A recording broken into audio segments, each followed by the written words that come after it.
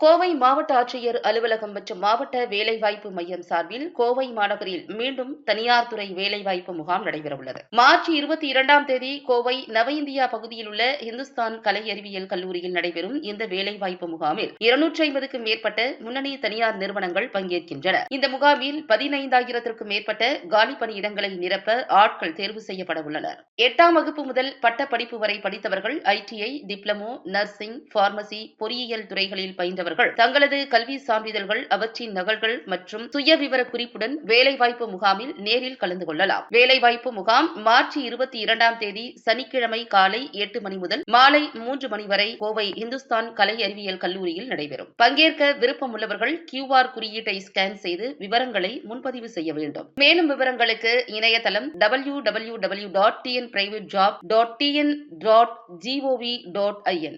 https://www.tnprivatejob.tn.gov.in தொலைபேசி எண்கள் 0422264238 மற்றும் 9499055937.